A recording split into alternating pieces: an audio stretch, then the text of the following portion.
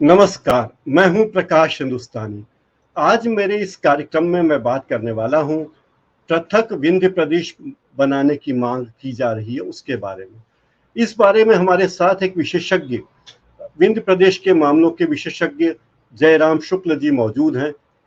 जयराम शुक्ल जी पत्रकार हैं, 1984 से पत्रकारिता कर रहे हैं और उन्हें पूरे क्षेत्र का काफी गहराई से ज्ञान है।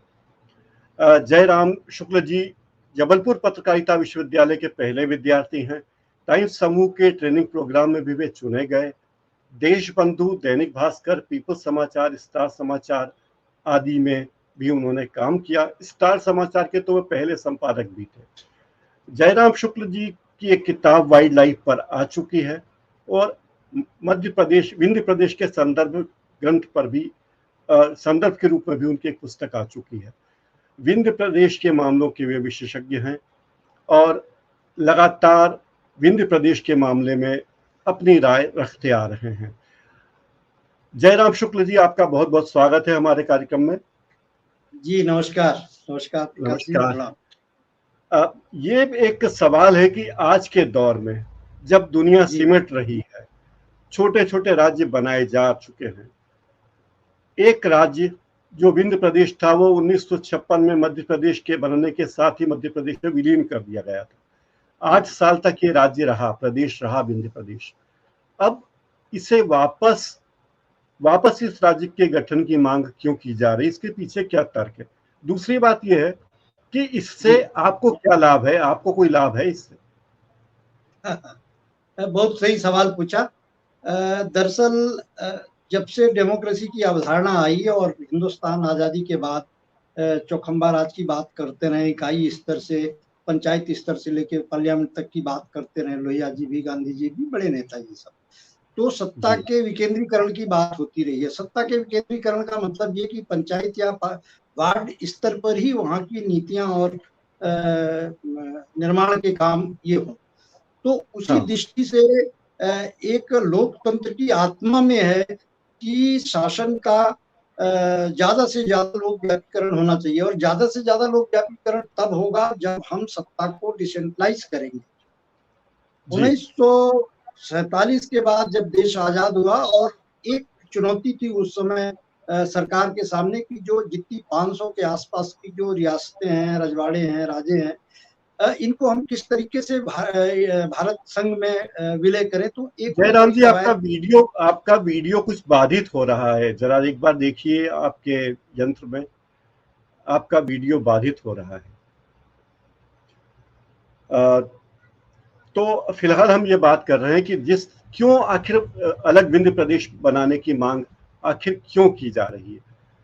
दरअसल जब देश आजाद हुआ 1948 में विंध्य प्रदेश एक अलग राज्य था, लेकिन 64 साल पहले 1 नवंबर 1956 को जब मध्य प्रदेश का गठन हुआ, तब विंध्य प्रदेश को उसमें समाहित कर दिया गया। मध्य प्रदेश के तत्कालीन विधानसभा अध्यक्ष जो थे श्रीनिवास तिवारी, वो अलग विंध्य प्रदेश बनाए जाने के बड़े समर्थक थे, लेकिन उनके समर्थन के बाद भी कुछ दिक्कत उन्हें आई और वे नहीं जुड़ पाए। उसके बाद लगातार विंध्य प्रदेश को बनाने को लेकर कई आंदोलन होते रहे, छोटे मोटे आंदोलन होते रहे। अब बीजेपी के एमएलए नारायण त्रिपाठी ने झंडा उठाया है।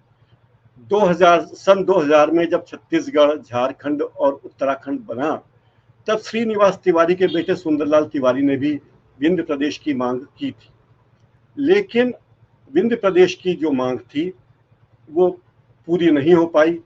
तत्कालीन केंद्र सरकार को उन्होंने चिट्ठी लिखी थी सुंदरलाल तिवारी ने, और कहा था कि मध्य प्रदेश की कांग्रेस सरकार ने विधानसभा में एक संकल्प पारित करके भेजा है और ये ऑफिशियल है, ये मध्य प्रदेश विधानसभा का संकल्प है जो भेजा गया था, और ये कहा गया था कि हमें अलग राज्य चाहिए।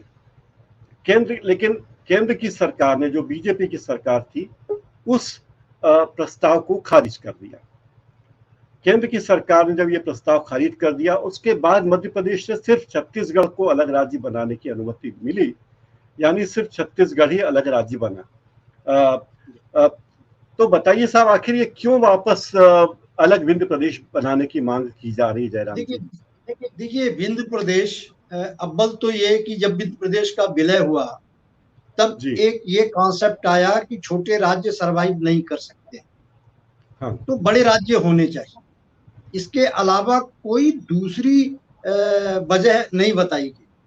तो 1956 में विंध्य प्रदेश सिर्फ इसलिए विलय कर दिया गया कि छोटे राज्य सरवाइव नहीं कर सकते। हाँ। लेकिन 2000 में अटल जी जब नया कॉन्सेप्ट लेके आए कि छोटे राज्य ही तेजी से विकास कर सकते हैं, तो जी और जी उस कॉन्सेप्ट के तहत आपने उत्तराखंड बना दिया, आपने झारखंड बना दिया, आपने छत्तीसगढ़ बना दिया। जी। ये तीनों राज्य कभी भी अस्तित्व में नहीं रहे हैं, जबकि विंध्य प्रदेश अस्तित्व में रहा है। और उसको इस बिना पे तोड़ा गया था कि छोटे राज्य सरवाइव नहीं कर सकते। और जब ये स्थापना आप कर रहे हो राजनीतिक रूप से कि छोटे राज्य ही तेजी से विकास कर सकते हैं, तो सबसे पहला अधिकार विंध्य प्रदेश का बनता है।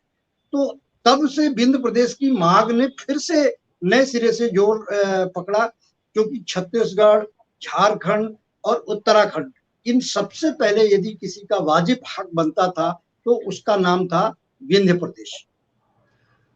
विंध्य प्रदेश, अभी जो मध्य प्रदेश में जिले हैं उनको यहाँ रहने में क्या तकलीफ है, क्यों उन्हें परेशानी है? देखिए, जहां तक ये एक राजनीतिक मसला अलग है कि किस हाँ। पार्टी को कहां से कितना समर्थन मिलता है, इस पर मैं नहीं जाऊंगा।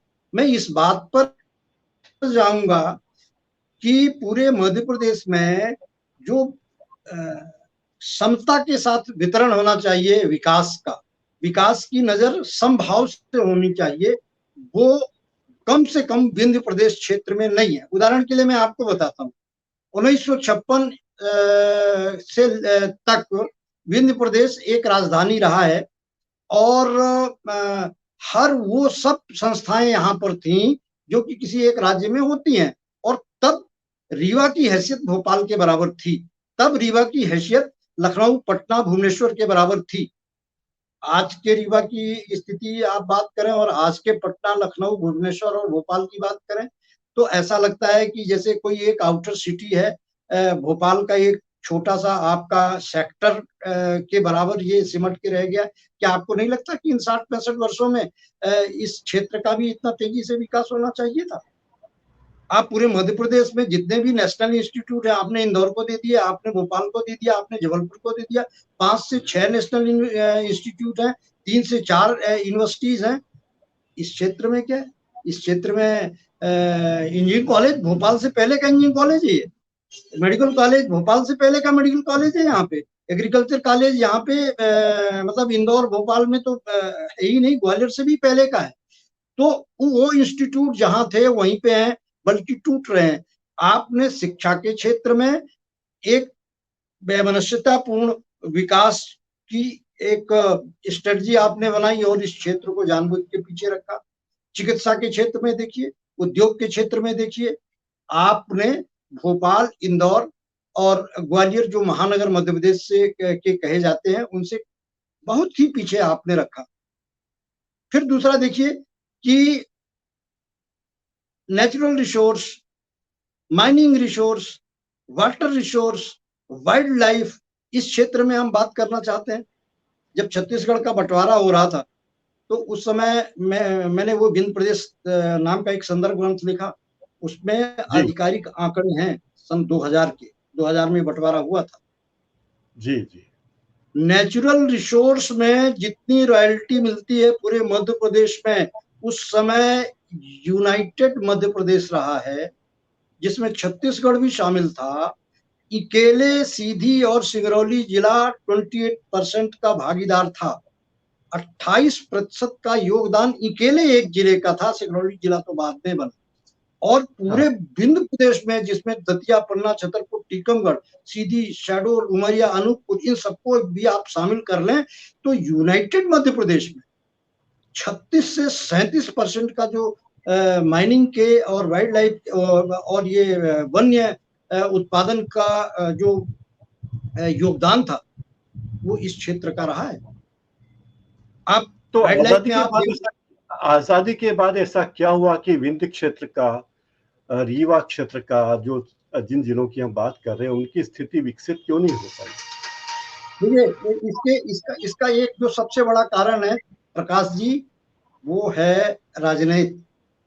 और एक मुझे लगता है कि आपको जानना चाहिए और पूरे देश को जानना चाहिए, जो 1952 में जब चुनाव हुआ यहाँ पहली बार आम चुनाव, और तब तक पूरा विंध्य क्षेत्र, खासतौर पे रीवा, समाजवादियों की प्रयोगशाला बन चुका था।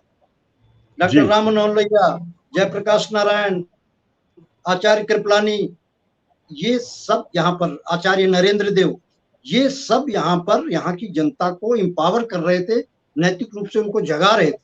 और जब 1952 का चुनाव हुआ, तो आप सुन के आश्चर्य होंगे कि सीधी जैसा पिछड़ा जिला जो उस जमाने में इतना पिछड़ा हुआ था, आज भी पिछड़ा है। आप सूचकांक मध्य प्रदेश में देखेंगे तो सबसे नीचे से 4-5 जिले जो होंगे उसमें सीधी का नाम आता है। सीधी में कांग्रेस एक भी सीट नहीं जीती, पार्लियामेंट की दोनों सीटें कांग्रेस पार्टी हार गई, सब में समाजवादी दलों की जीत हुई, सोशलिस्ट पार्टी की जीत हुई। अब लोहिया यहाँ पे, जयप्रकाश यहाँ पे, नरेंद्र यहाँ पे, कृपलानी यहाँ पे, उनके मुंह से निकली हुई बात नेहरू जी के खिलाफ जाती थी।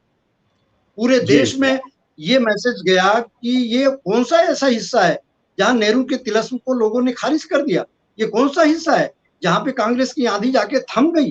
बीबीसी ने खबर बनाया, राइटर ने खबर बनाया। और विंध्य प्रदेश जब यहाँ पर था और बगल में इलाहाबाद था, तो इलाहाबाद में जितने भी देश और दुनिया के अखबार के प्रतिनिधि, मीडिया के प्रतिनिधि रहते थे, ज्यादा दूरी नहीं है, 2 घंटे की दूरी है, सबके सबका पड़ाव आमतौर पे यहाँ पर रहता था आपके रीवा में। क्योंकि रीवा राजनीतिक गतिविधियों का बहुत बड़ा केंद्र बन चुका था। डॉक्टर लोहिया के हर आंदोलनों की शुरुआत यहाँ से हुई थी। जयप्रकाश, लोहिया, आचार्य जी, अशोक मेहता, ये इन सबका यहाँ पे पड़ाव रहता था।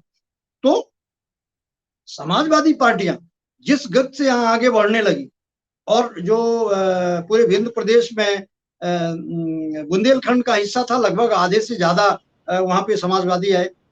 और तब एक ये सोच गई कि पूरे देश में यदि कोई क्षेत्र कांग्रेस की सल्तनत को चुनौती दे सकता है तो वो है विंध्य प्रदेश।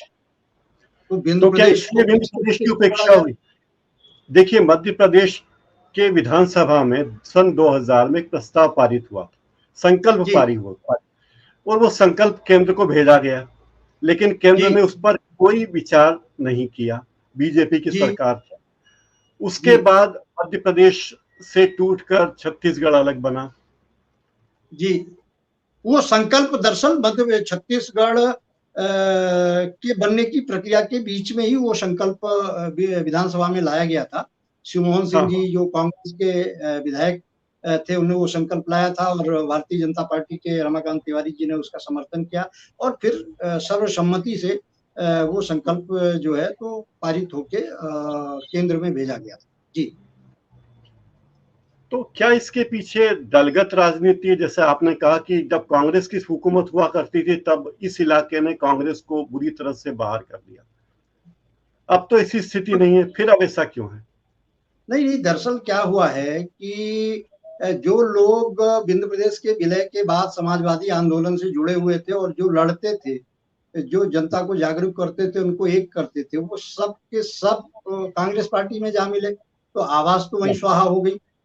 जैसे आपको जानकारी के लिए बता दें कि बुनियादी तौर पे अर्जुन सिंह भी सोशलिस्ट पार्टी के कार्यकर्ता थे, और पहला चुनाव उनको सोशलिस्ट पार्टी ने टिकट पे नहीं दिया था, तो जो 56 का चुनाव लड़ा वो निर्दलीय लड़ा था।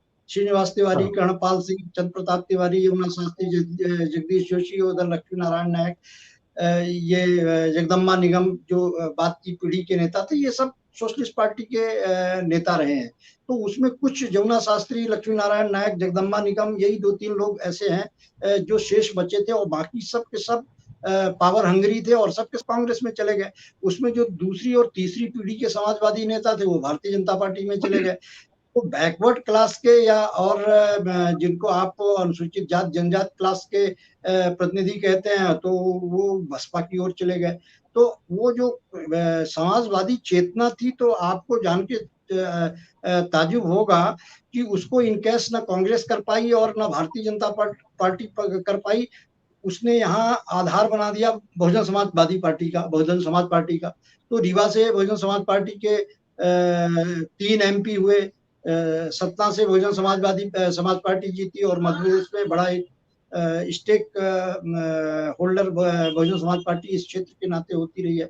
तो समाजवादियों ने जिन पिछड़ों को, जिन दलितों और शोषितों को इकट्ठा किया और उनके बड़े नेता कांग्रेस पार्टी में या भारतीय जनता पार्टी में चले गए अपनी सत्ता की भूख के चलते, तो यहाँ पे उस समाजवाद के जो अवशेष को बहुजन समाज पार्टी ने थामा और यहाँ पे उसका प्रतिनिधित्व किया।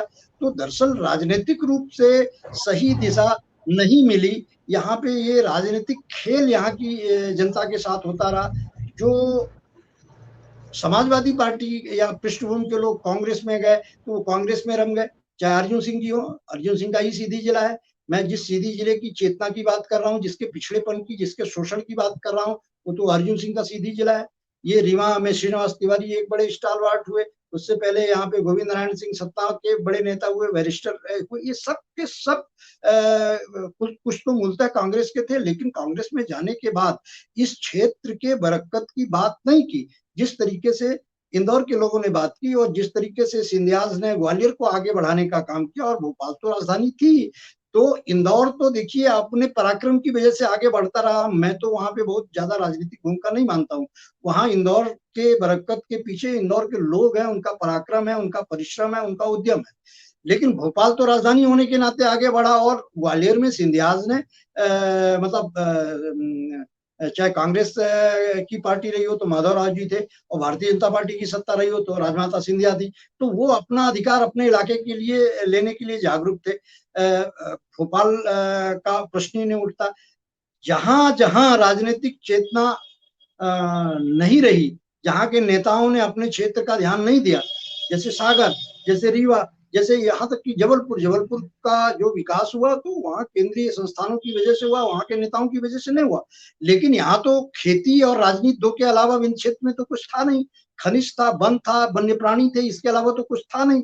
तो यहाँ के नेताओं ने नियत के भरोसे यहाँ के लोगों को छोड़ दिया, इसलिए यहाँ का विकास नहीं हुआ।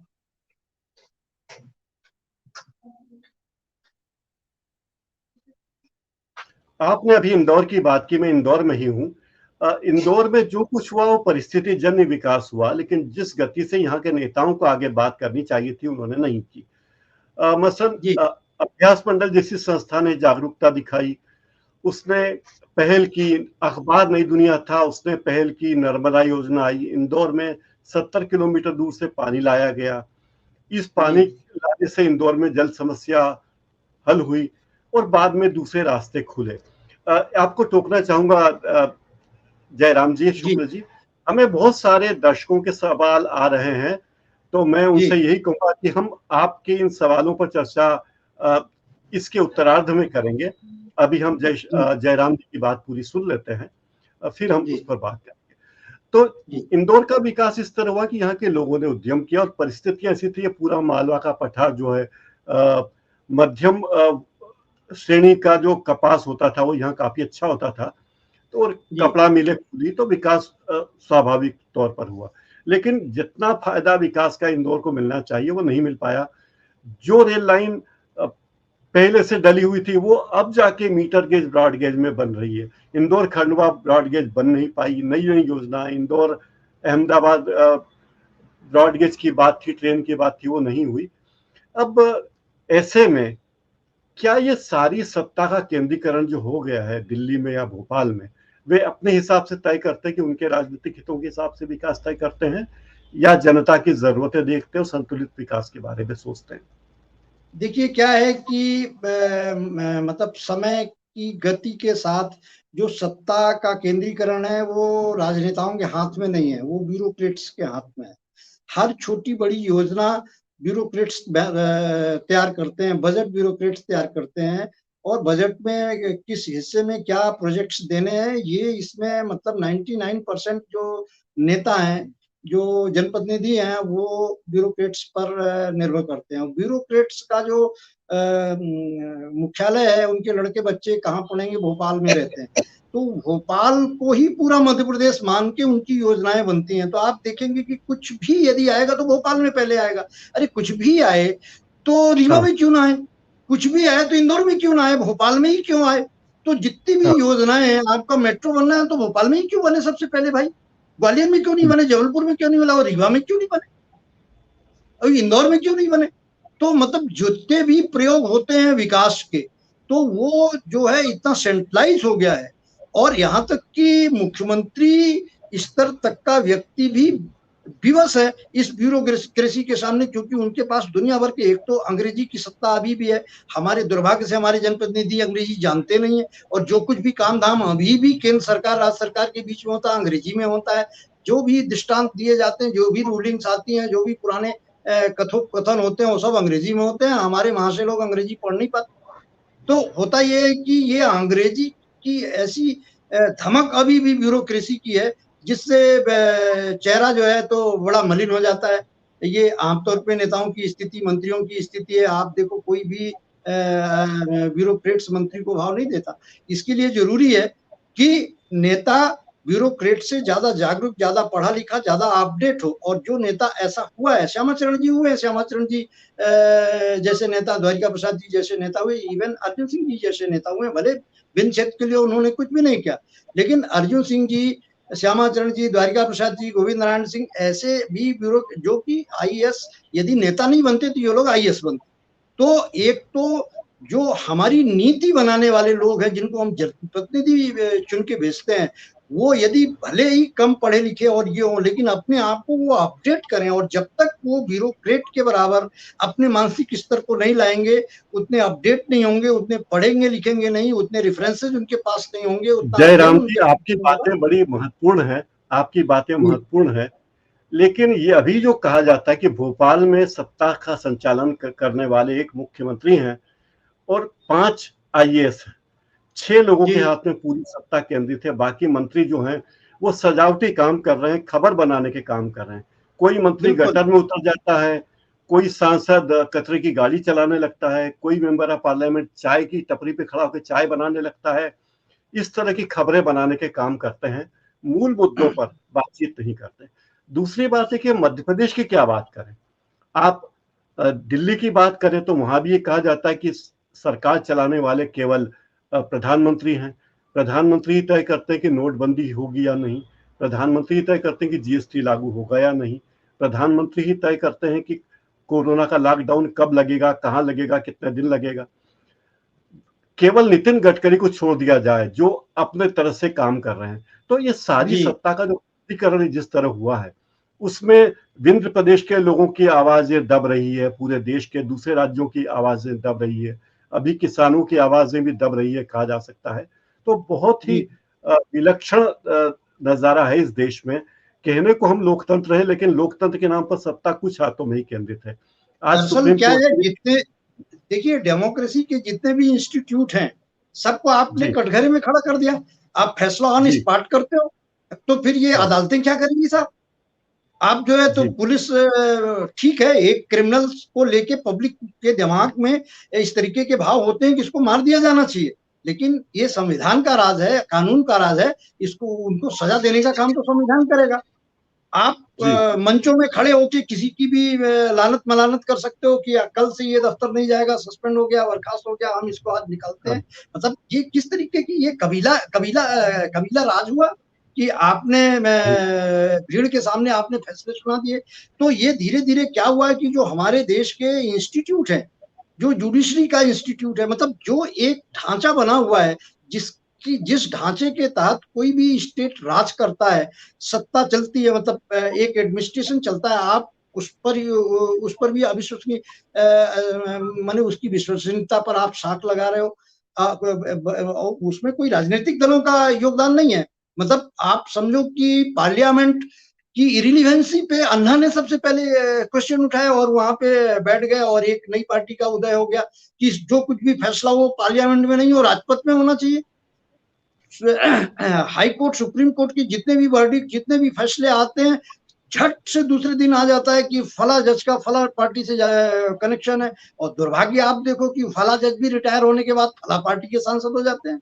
तो ये देखिए कि इससे ये एक मुझे बहुत तकलीफ हो रही है, और मैं लिखना चाह रहा था कि ये Hindustan going to be banana republic, ये देश जो है अफ्रीकन देशों का हमारे एक सूधी बनाना दर्शक है, रिपब्लिक है, वो बनने जा रहा है।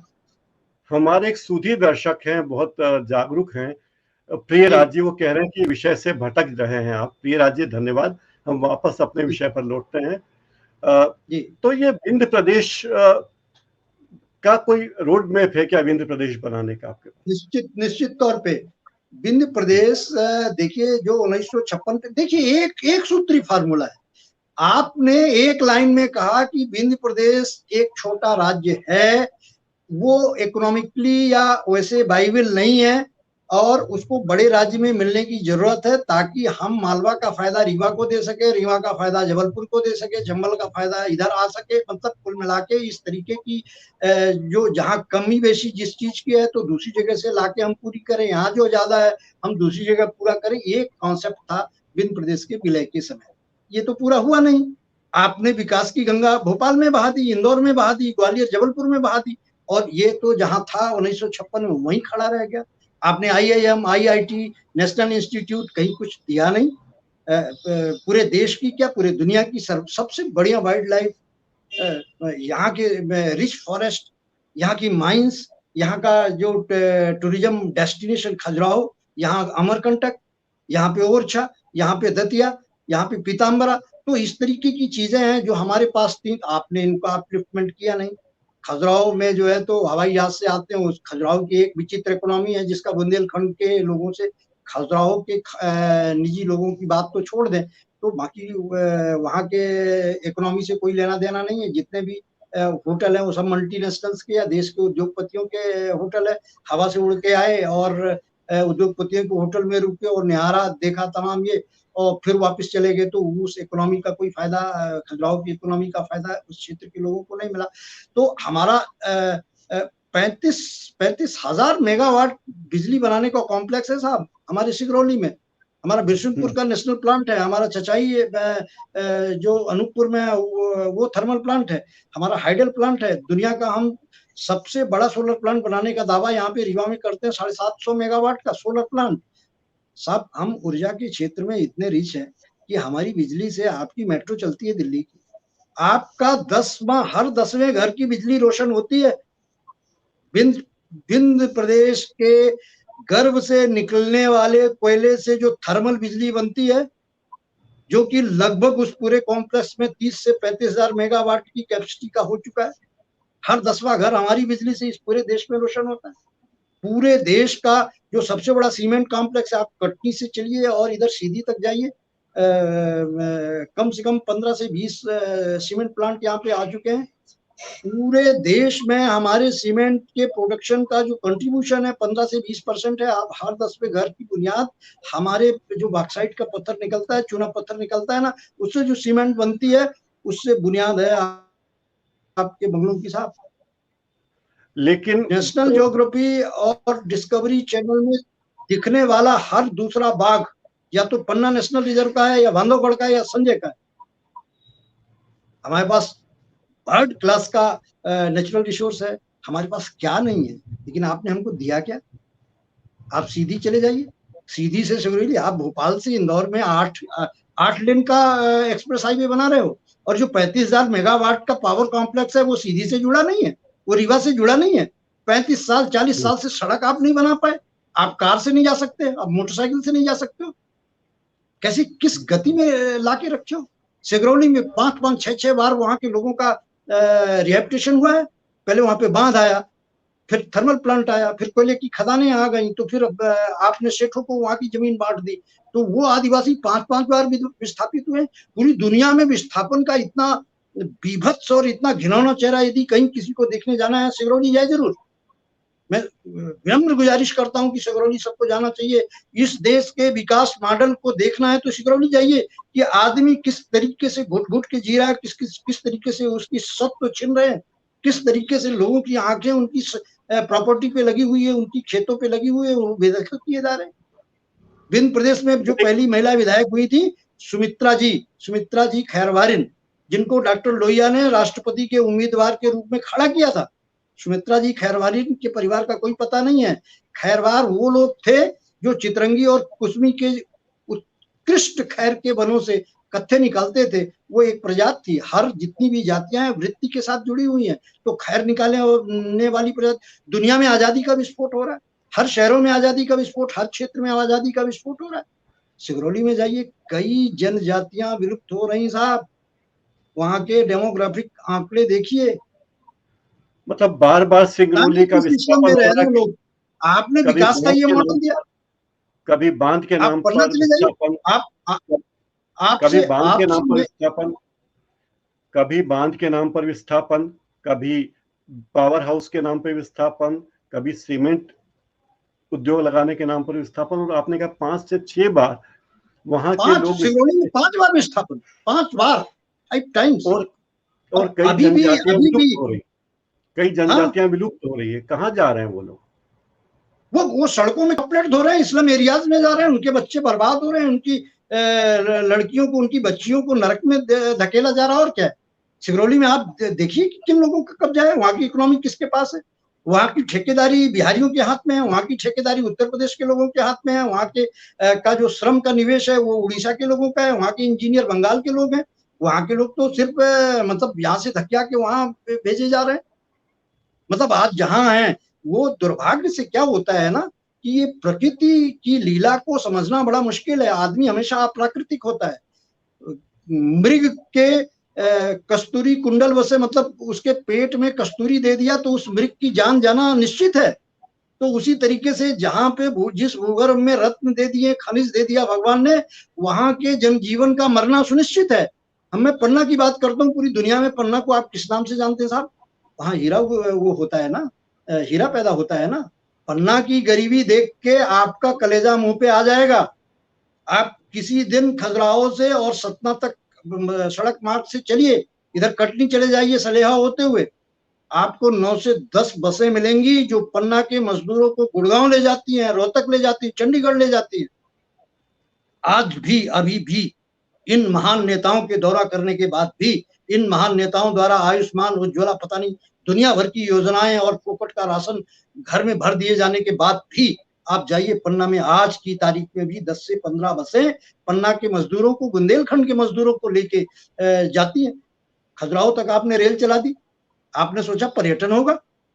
मैं तो खजुराहो अन्ना का एक सम्मेलन हुआ था, मुझे भी सौभाग्य से उस सम्मेलन में आने का मौका मिला था, तो मैं 2 दिन वहां पे रह गया। मैंने देखा कि उस खजुराहो चलने वाली रेलगाड़ी में पर्यटन नहीं आते साहब। पर्यटन जिसकी जेब में पैसा होता है ना, वो हवाई जहाज से उड़ के आ जाता है, वो आपकी रेलगाड़ी ठुकुर ठुकुर करके नहीं चलेगा।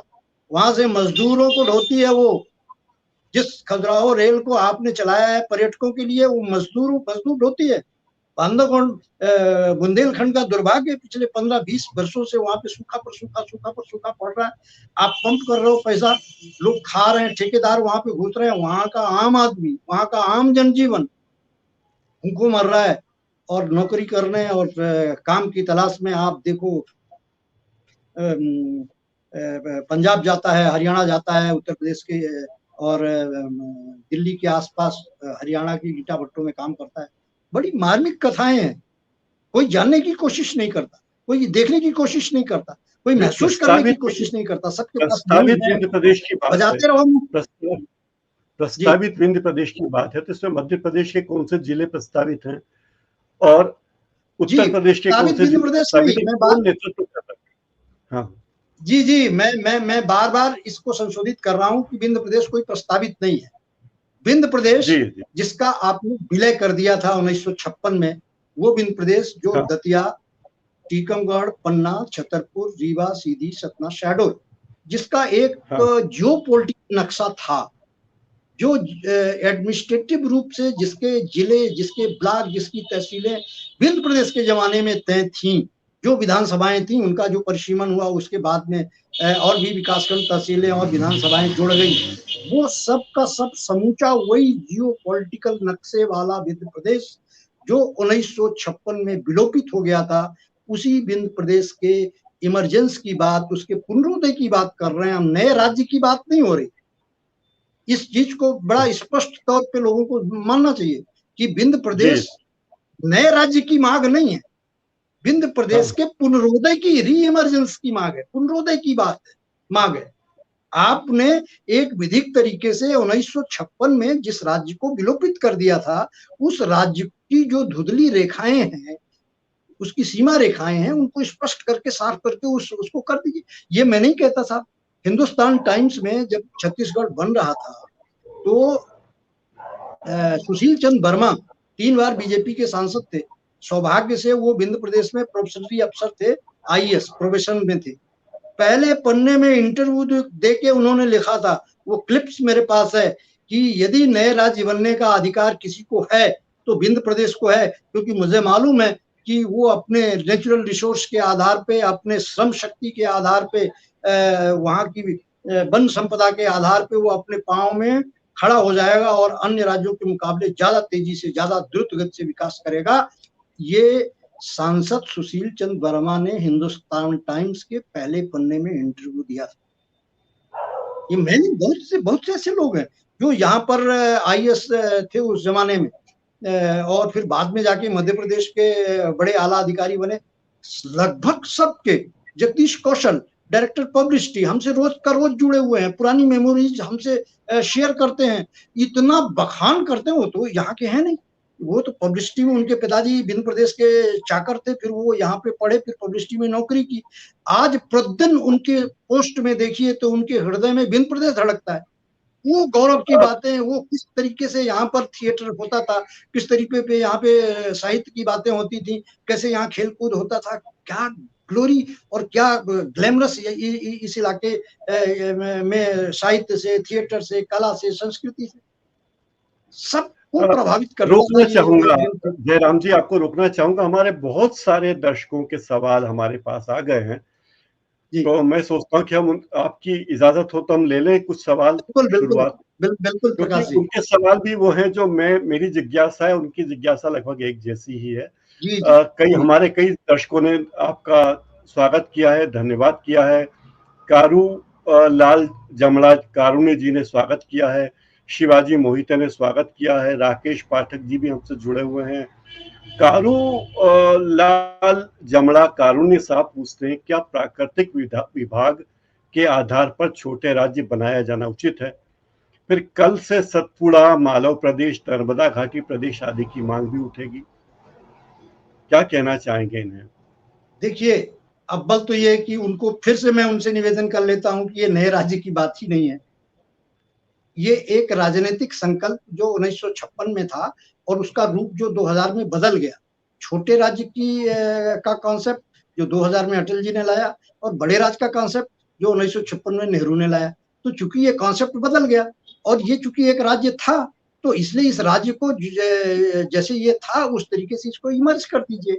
वैसे मैं सत्ता के डिसेंट्रलाइजेशन से बिल्कुल सहमत हूँ। आप कम से कम 70 से 80 विधानसभाओं के राज्य को आप एक राज्य के रूप में आप बना सकते हैं। उत्तराखंड अच्छा विकास कर रहा है, झारखंड बहुत अच्छा विकास कर रहा है, छत्तीसगढ़ की ग्रोथ रेट मध्य प्रदेश से ज्यादा है, झारखंड की ग्रोथ रेट बिहार से ज्यादा है, उत्तराखंड की ग्रोथ रेट उत्तर प्रदेश से ज्यादा है।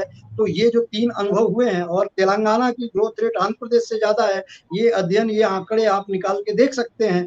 तो इसलिए जो छोटा राज्य होगा वो ज्यादा विकास करेगा निश्चित तौर पे, चूंकि वहाँ के जो रिसोर्सेज होंगे वो वहाँ के विकास में काम आएंगे, वहाँ के लोगों को काम मिलेगा। उसका पन्ना के लोगों को रोहतक नहीं जाना पड़ेगा, रीवा के लड़कों को सूरत नहीं जाना पड़ेगा, है। ये बसें जो है रोहतक से, चंडीगढ़ से और यहाँ पन्ना आती हैं, यहाँ से भर के 3 गाड़ियां गुजरात चलने लगी। आपको मालूम है, रीवा से 3 गाड़ियां गुजरात चलती हैं, और उन 3 गाड़ियों में रोजगार भर के जाते हैं, अहमदाबाद, सूरत और वहाँ की मिलों में काम करते हैं। तो यहाँ के लोगों को रोजगार उपलब्ध होना चाहिए, ये बात आपकी है। बालकृष्ण बुले हमारे साथ हैं, वो कह रहे हैं बहुत सुंदर चर्चा है, बेबाक चर्चा है। प्रिया राज जी का सवाल है, महाराजा रीवा का क्या रोल रहा इस क्षेत्र के विकास में? ये तो बड़ा कॉम्प्लिकेटेड है। देखिए क्या है कि रीवा के महाराजा साहब, उनका जो संक्षेप में हम बता दें कि जब मुसलमान आए या मुगलों का राज्य हुआ, तो यहाँ के राजा रामचंद्र के बाद जो जिनके समय तानसेन थे, वो मुगलों की अधीनता, अकबर की अधीनता को स्वीकार कर लिया। फिर वो अधीनता को स्वीकार करते करते अजीत सिंह जो महाराज थे, उनके जमाने में अंग्रेज आ गए, तो उनसे एक ट्रीटी हो गई, तो अंग्रेजों के गुलाम हो गए। तो हमारा राजा पहले मुगलों का गुलाम हुआ, फिर अंग्रेजों का गुलाम हुआ, और उसके गुलाम छोटे इलाकेदार हुए, फिर उनके इलाकेदारों के छोटे गुलाम और छोटे पवाईदार हुए, और उनके करिंदे हुए, और जनता 8वें क्रम पे जमीन पे रही।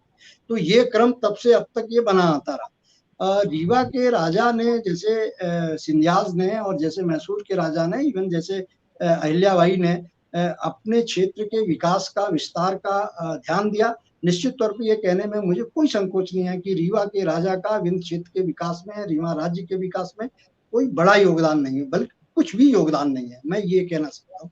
हाँ, ये जरूर है कि चूंकि वो जमीन यदि आप दान नहीं देते तो सरकार छीन लेती। तो बहुत सारे ऐसे इंस्टीट्यूट हैं जो ये कहा जा सकता है कि रीवा राज्य ने उसको दान दिया, अपना भवन दान दिया। तो ग्वालियर चले जाइए तो हर भवन में सरकारी दफ्तर लग रहे हैं, तो वो सिंधियाज के ही हैं। इंदौर चले जाइए तो जितने भी भवन हैं वो पुराने महल है, वहाँ पे सब सरकारी दफ्तर लग रहे हैं। तो वो तो एक स्वाभाविक है, पन्ना में भी है, दतिया में भी है। तो इस तरीके की चीजें तो जी हैं। जी। लेकिन विकास का जो कॉन्सेप्ट मैसूर के राजा का था, वाडियार्स का था, या होलकर्स का था, या सिंधियाज का था, विकास का वो कॉन्सेप्ट दुर्भाग्य से हमारे रीवा के राजाओं का था। अगली इंदौर के सचेतक कॉफी हाउस ग्रुप है, उसमें किशन लाल सोमानी जी आपको बुला रहे हैं। रेलवे के सवाल पर शैलेंद्र गोलू पवार ने कहा कि सवाल बढ़िया है, धन्यवाद शैलेंद्र जी। प्रिय राजीव कह रहे हैं कि रीवा व विंध्य प्रदेश शिक्षा का केंद्र रहा है। मार्तंड स्कूल, दरबार college, engineering college, medical college, सैनिक स्कूल, मॉडल स्कूल सभी है, विश्वविद्यालय भी है। फिर शिक्षा के क्षेत्र में ये इलाका आगे क्यों नहीं बढ़ा? देखिए, इसके दो चीजें, एक तो ये जहां थे वहीं रह गए, इनके आगे कोई विस्तार नहीं हुआ। 90 के बाद जब लिबरलाइजेशन हुआ, हर जगह फटाफट यूनिवर्सिटी जाने लगी और बड़े अपग्रेड होने लगे। मतलब मैनिट बन गया, वहां पे रीजनल कॉलेज NIT में बदल गया जबलपुर का। उसको लगभग हम GS सेक्सरिया को भी लगभग रीजनल कॉलेज का या उससे बड़े का दर्जा है। तो वो जो सब कुछ ग्वालियर में NIIT आ गया, जबलपुर में NIIT आ गया, बड़े इंस्टीट्यूट यहाँ पे आ गए। तो यहाँ पे तो आए नहीं, ये बात सही है। जिन किसी ने ऐसा सवाल किया है, मैं उनको एक छोटा सा आपको साहब दृष्टांत बताता हूँ। PJ कुरियन जो राज्यसभा में उपाध्यक्ष थे, कांग्रेस पार्टी के नेता, मंत्री भी रह चुके हैं, केरल के रहने वाले हैं। एक बार यहाँ पे आए सर्किट हाउस में, को उस समय केंद्र में सरकार नहीं थी कांग्रेस की। तो यहाँ पे चूंकि अर्जुन सिंह जी की सक्रियता राजनीति की रहती थी, तो किसी ने ये उड़ा दिया कि अर्जुन सिंह जी जासूसी करने आए। तो मैं भी सर्किट हाउस गया उनसे मिलने। तो उनके एक रिलेटिव थे, तो मेरे परिचय थे, तो मैं उनसे जाके अलग से मिलना। तो हमने कहा, कुरियन साहब बहुत बढ़िया, बड़ी प्री हिंदी बोलते थे, कुरियन साहब आप रीवा क्यों आए हो? तो कुरियन साहब ने कहा कि सागर में मेरी एक रिश्तेदारी थी, तो मैं वहां आया था। तो मुझे ध्यान आया कि मैं जाके उस कॉलेज को देखाऊं जहां से मैंने PG की। केरल में रहने वाला आदमी ने PG किया था यहाँ के दरबार कॉलेज से। और जब मैंने उनसे पूछा कि क्या आपके पिताजी यहाँ एम्प्लॉइज थे, बोले नहीं, वो तो केरल में ही थे। तो हमने कहा कोई रिश्तेदारी थी यहाँ पे? बोला नहीं। तो हमने कहा तो फिर रीवा पढ़ने क्यों आए? ये मैं 62-63 की बात कर रहा हूँ। तो उनने कहा कि साहब मेरे पिताजी ने कहा कि जो सबसे बढ़िया फैकल्टी है फिजिक्स की, वो रीवा के उस कॉलेज में है और उसके अध्यापक फला है, तो तुम जाके वहां पे एडमिशन लो। तो बोले मैंने यहाँ पे हॉस्टल में रह के पूरी पढ़ाई की। तो शिक्षा का स्तर ये था, एग्रीकल्चर कॉलेज था। सैनिक स्कूल में आज की तारीख में आप मुझे बताते हुए गर्व होता है कि जो डिप्टी आर्मी चीफ हैं उपेंद्र द्विवेदी, वो हमारे सैनिक स्कूल के हैं। जो निश्चित तौर पे ईश्वर ने रास्ता ठीक ठाक रखा तो देश के थल सेनाध्यक्ष बनेंगे, इसी सैनिक स्कूल के हैं, इसी रीवा की एक गांव की से पढ़ने वाले एक दिनेश त्रिपाठी जी हैं, जो सतना के एक महुडर नाम का छोटा सा गांव है। वो डिप्टी नेवल चीफ है साहब, वाइस एडमिरल हैं, उनकी भी नौकरी 5-6 साल बची हुई है। बहुत प्रतिभाएं वहां से निकली है। आदित्य तायल पूछ रहे हैं कि ये छोटे छोटे राज्यों के बनाने की मांग कब थमेगी? मध्य प्रदेश में ही महाकौशल, मालवा, निमाड़, बुंदेलखंड की अलग अलग बोलियां और सांस्कृतिक पहचान है, क्या ये भी अलग प्रदेश बनाने की मांग करेंगे? देखिए, आप विकास में संभाव रखेंगे, आप गिट्टी, बालू, रेता, चारकोल से सिर्फ परत दर परत भोपाल भर की ही सड़कें नहीं बनाते रहेंगे। भोपाल इंदौर का 8 लेन हाईवे एक्सप्रेस नहीं बनाते रहेंगे। जिस दिन आप हर जिले में वैसे ही समावेशी विकास की बात करने लगेंगे। करने क्या, वो सब दिखने लगेगा जिस दिन सीधी से और सिंगरौली के बीच में आप 8 लेन एक्स हाईवे की बात करने लगेंगे, उस दिन से इस तरीके की बातें घटना शुरू हो जाएगी। जिस दिन आप इस बात की चिंता करने लगेंगे कि इतना बड़ा इंटेलिजेंसिया का क्षेत्र है ये विंध्य प्रदेश, आपको मालूम है यहाँ पे 2 मुख्यमंत्री हुए, यहाँ पे 4 विधानसभा अध्यक्ष हुए, यहाँ पे 6 राज्यपाल हुए, चीफ जस्टिस ऑफ इंडिया यहाँ का हुआ, कम से कम हाई कोर्ट के 6 चीफ जस्टिस यहाँ से हुए। कुल मिला के आप बुंदेलखंड बघेलखंड मिला को तो 20 से 22 जस्टिस, जिसमें से 10 से 15 अभी भी हैं यहाँ के हैं। यहाँ के बच्चे सेना में जा रहे हैं। जैसा मैंने कहा, सबसे ज्यादा गैलेंटी अवार्ड पाने वाला मध्य प्रदेश में कोई इलाका है सीमा में लड़के वीरता के पुरस्कार पाने वाला, वो इसी क्षेत्र का है। जिनको अभी वीर चक्र मिला है, अभी दीपक सिंह को वीर चक्र मिला है गलवान घाटी में युद्ध करने के लिए, वो हमारे सीधी रीवा के एक छोटे से गांव का है। तो आदित्य हमारे तायल बच्चे, कह रहे हैं, आदित्य तायल कह रहे हैं कि डेमोग्राफिक परिवर्तन की बात समझ से परे जान पड़ती है। डेमोग्राफिक, जो मैंने सीधी सिंगरौली की बात की, ये बड़ा कटु सत्य है। और मैं आमंत्रित करता हूँ वहां आके वहां पे देखें। दरअसल हुआ ये कि पहले वो एक विस्तृत वन प्रांतर था सिंगरौली, और अंग्रेजों के जमाने में कोल फील्ड कुछ शुरू हो गए थे लेकिन निजी क्षेत्र में थे, फिर नेशनलाइज हुआ और सरकारी जो एनसीएल है ना, एनसीएल का मुख्यालय वही है। 12 प्रोजेक्ट है कोयले के, 100 वर्ष तक लगातार कोयला आज की गति से निकाला जा सकता है वहां पर। वहां पे कम से कम 10 power plant, thermal power plant लग चुके हैं। उन 10 में से उत्तर प्रदेश में जो 2-3 अनपरा और शक्तिनगर वगैरह में लगे उनको मैं नहीं गिन रहा हूँ। तो इतने थर्मल पावर लग गए, 12 कोल प्रोजेक्ट्स हैं। तो कहाँ है वो? वही है जहाँ जनजातियों की जमीन थी, जहाँ उनके खेत थे, जहाँ उनके घर थे, उसी के नीचे तो कोयला है। तो वहां से उनको भगा दिया। उससे पहले रिहंद डैम, जिसको गोविंद सागर एक कहते हैं ना, गोविंद वल्लभ पंत के नाम से, तो रिहंद डैम में बहुत बड़ा इलाका चला गया। तो एक बहुत बड़ी आबादी वहां से उठ के जहाँ पे बसी, उसके नीचे कोयला मिला। तो कोयले के प्रोजेक्ट जयंत, अमलोरी, निगारी, ये तमाम वो वहां पे शुरू हो गई। फिर उनको वहां से उठा के जहां कहीं भी विस्थापित किया गया, तो वहां पे थर्मल प्लांट लग गया। भाई वहां पे रिलायंस का थर्मल प्लांट है, वहां पे इंडाल्को है, वहां पे बाल्को है, वहां पे रुइया साहब है, वहां पे ये भास्कर भी है, वहां पे जेपी भी है, वहां पे मतलब सबके थर्मल प्लांट्स हैं। तो किनकी जमीन पे है? वो जहाँ पे वो आदिवासी, जहाँ पे वो वनवासी बसे थे, उन्हीं की जमीन तो एक्वायर की जाती है। और फिर 100 एकड़ की जमीन की जरूरत है हमारे सेठ जी को, तो 1000 एकड़ की जमीन एक्वायर की जाती है। ये सरकार के जो लोग हैं 1000 एकड़ जमीन उनको देते हैं, तो 900 एकड़ जमीन वो गिरवी करके फंड रेज करता है, हर्रा लगे ना फुटकी, उसका प्लांट खड़ा हो जाता है और वो आदिवासियों को पैसे थमा दिए जाते हैं। और ये ठेकेदार लोग, ये उद्योगपति लोग, ये मल्टीनेशनल के लोग यहाँ के अधिकारियों से मिलके वहीं पे दारू की दुकानें खुलवा देते हैं, वहीं पे जुआ घर खुलवा देते हैं। तो जो मुआवजे का पैसा होता है तो वो बेचारे भोले भाले आदिवासी या तो जुए में गंवा देते हैं या दारू में गंवा देते हैं। ऐसे बहुत से परिवार से मैं मिल चुका हूँ साहब, मैं लिख चुका हूँ इनको रिपोर्ट 10 सीरीज में। सिंगरौली की व्यथा पर 10 सीरीज में मैंने स्टोरी की है और पूरे देश में हलचल हुई थी उस समय। जब जयराम रमेश जी को मैं हार्दिक धन्यवाद देना चाहता हूँ, उनने वहां के सभी कोल ब्लॉक का आवंटन रद्द किया था। मैंने 10 से 15 दिन तक लगातार सिंगरौली की व्यथा। जयराम जी बहुत सवाल आ रहे हैं, शुक्ला जी बहुत सवाल आ रहे हैं, तो मैं आपसे अनुरोध करूंगा कि हम जरा गति बढ़ा दें अपनी। राकेश अचल साहब कह रहे हैं कि यह सच है, लेकिन प्राकृतिक संसाधनों का लाभ हमारे स्थानीय लोगों को नहीं मिल रहा है। फिर राकेश अचल जी कहते हैं, मैं बुंदेलखंड से हूँ, पृथक राज्य चाहता हूँ, लेकिन क्या गारंटी कि पृथक राज्य से हमारी नीति और नीयत बदल जाएगी। ये कहना है राकेश अचल साहब का।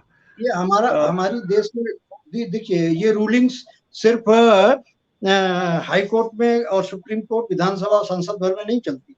यदि एक छोटा राज्य उत्तराखंड बना है और वहाँ के लोग खुश हैं, छत्तीसगढ़ छोटा राज्य बना है, वहाँ के लोग वहाँ के विकास से खुश हैं, झारखंड बना है और झारखंड के विकास को लेकर वहाँ के लोग खुश हैं, तो निश्चित तौर पे अचल जी को भी खुश होना चाहिए कि यदि बुंदेलखंड छोटा राज्य बन जाएगा तो वहाँ के रिसोर्सेज, वहाँ के संसाधन वहाँ के लोगों के काम आएंगे, वहाँ की बेरोजगारी को, वहाँ की भूखमरी को दूर करने में काम आएंगे। तो मैं तो छोटे राज्यों का पक्षधर हूँ और अचल जी की मांग के साथ हूँ। निश्चित तौर पे बनना चाहिए, बुंदेलखंड भी बनना चाहिए, चंबल एक अलग राज्य के रूप में बनना चाहिए, बहुत जी। छोटे छोटे राज्य बनना चाहिए। आदित्य तायल फिर लिख रहे हैं कि आपकी चिंताएं सही और स्वाभाविक है, वहां के विकास का रास्ता केवल पृथक प्रदेश से ही जाता है। एक और हमारे दर्शक के सूर्यकांत जी, वो स्वागत करते हैं आपका, आपकी थिंकिंग पे। नवीन आनंद जोशी जी कह रहे हैं कि जोरदार प्रस्तुति। फिर आनंद तायल जी का एक आदित्य तायल जी का कहना है कि आपकी बातों में थोड़ा विरोधाभास जान पड़ता है, आप अलग प्रदेश की बात नहीं करते, लेकिन कहते हैं कि तेलंगाना, झारखंड, छत्तीसगढ़, उत्तराखंड की बात कर रहे हैं जो पृथक राज्य बनकर अधिक विकास कर चुके। ऐसे ही महिमा श्रीदेवी शुक्ल का कमेंट आया है, एकीकरण के सिद्धांत पलटता जा रहा है,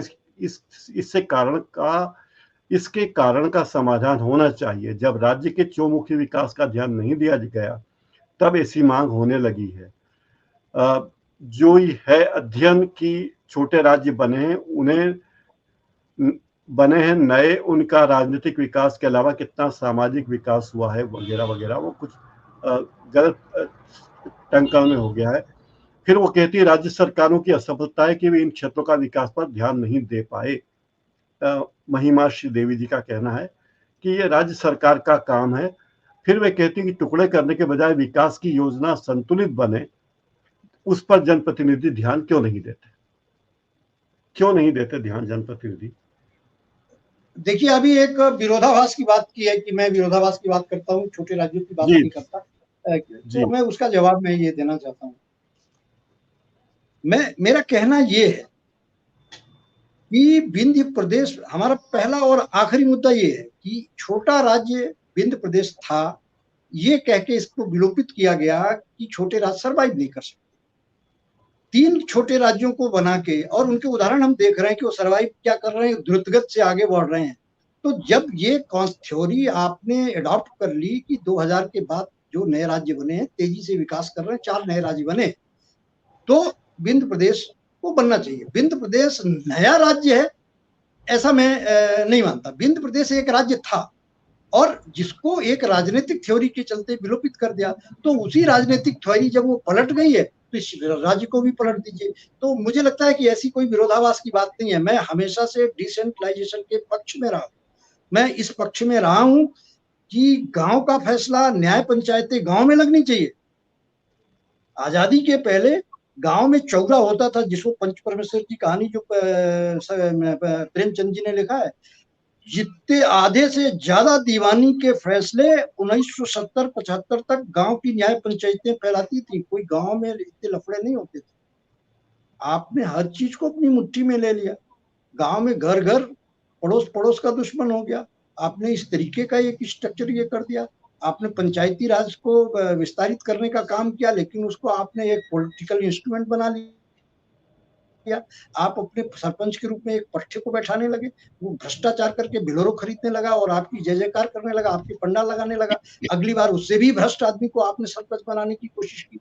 तो सवाल ये है कि आप इस तरीके से एक कॉन्सेप्ट दिया कि पंचायत राज का विकास होना चाहिए, नीचे तक जाना चाहिए, ग्राम सभाओं को विकास का वो करना चाहिए, लेकिन उसके समानांतर आपने राजनीतिक स्वार्थवश सरपंच को अपने पट्टे बनाने शुरू कर दिए। वो बोलेरो और स्कॉर्पियो लेके आपके पीछे झंडा लगा के दौड़ रहा है। अगली बार आप नया मॉडल खड़ा कर देते हो, तो मतलब ये तो गड़बड़ है। ये तो आदमी का मतलब आपका डेमोक्रेसी के प्रति आपका कोई सोच ही नहीं है। दरअसल दुर्भाग्य का विषय ये है कि जो नई पीढ़ी नेताओं की है, वो ना तो डेमोक्रेसी जानती है, ना तो राज जानती है, ना काज जानती है। उसको सिर्फ सत्ता चाहिए एट एनी कास्ट। नहीं तो कोई नेता फैसला ऑन द स्पॉट नहीं करेगा। फैसला ऑन द स्पॉट का मतलब आपने एक इंस्टीट्यूट को वहीं पे चुनौती दे दी। आपने जुडिशियल सिस्टम क्यों बनाया है?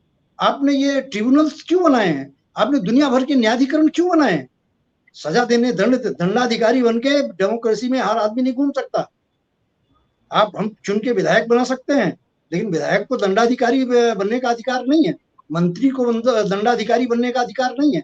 दंडाधिकारी बनने का अधिकार है जो दंड लेके हमने हाई कोर्ट में, लोअर कोर्ट में, सुप्रीम कोर्ट में बैठाया है, जिसको हमने दंड दिया है, संवैधानिक रूप में दंडाधिकारी बनाया, वही दंडाधिकारी रहेगा। फैसला ऑन द स्पॉट या कोई भी चीजें आप भरी सभा में अपनी लोकप्रियता के लिए, पॉपुलिज्म के लिए अपने इमेज मेकिंग के लिए कोई भी घोषणा कर दें और किसी भी तरीके की चीज को इम्प्लीमेंट कर देंगे तो भीड़ मॉब लिंचिंग करेगी, तो भीड़ तो आंख फोड़ेगी, तो भीड़ किसी क्रिमिनल्स को भरे चौराहे में हत्या करेगी।